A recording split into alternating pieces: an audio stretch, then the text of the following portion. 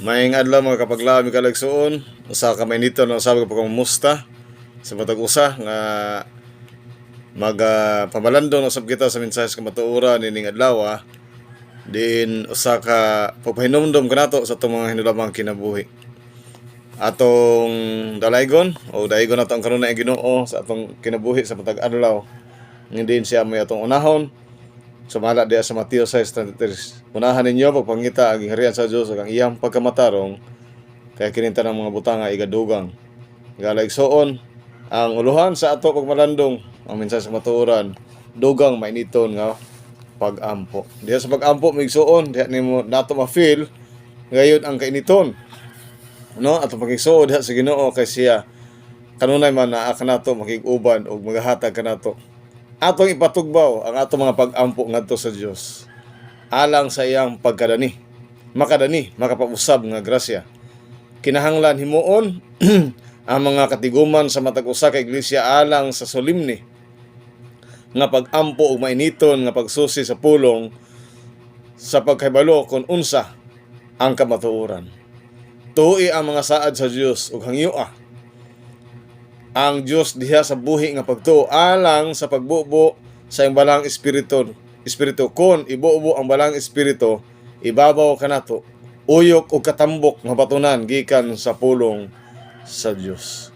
Kon ang mga iglesia o katawhan mahimo nga buhi, mga iglesia nga nagabuhat ihatag ang Espiritu Santo agi og tubag sa ilang tinuod nga hangyo. Dayon ang kabatuoran ang pulong sa Dios tagdon uban sa bag-o nga kasibot og tun-an ingon nga pagpadayag nga gikan lang sa mga sawang sa ibabaw.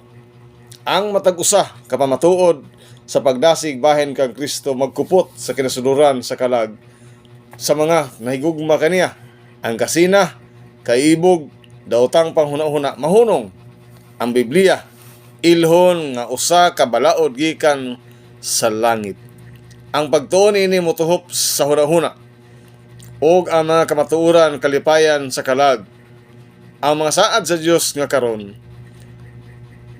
ginasubli ingon nga wala pagayod matilawi sa kalag sa iyang gugma musilaw ibabaw sa laran sa kasing-kasing og mahulog diha sa nagasunog nga mga pulong gikan sa mga ngabil sa mga mensahero sa Dios.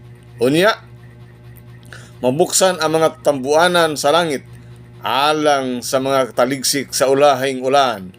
Mahisama ang mga sumusunod ni Kristo diha sa gugma.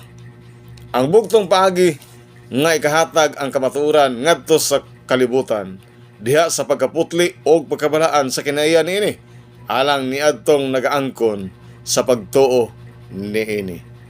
Nga mga tigbatbat sa gahom niini. Nagsugo ang Biblia sa mga anak nga lalaki ug babae sa Dios sa pagbarog, sa pagpataas, sa napataas nga plataporma kay nanawag ang Dios kanila sa pagpresentar kang Kristo ngadto sa kalibutan. Sa ilang pagpresentar kang Kristo, nagrepresentar sila samahan ang paghiusa sa mga tumutuo nagpamatuod sa ilang pagkausa kang Kristo o kini nga paghiusa gisugo pinaagi sa nagtigom nga kahayag nga karon nagasidlak ibabaw sa gianan sa mga anak sa Dios. The Review and Herald, February 25, 1890. Nagaingon si Jeremias, propeta Jeremias 14 bersikulo 20 ngadto sa 21.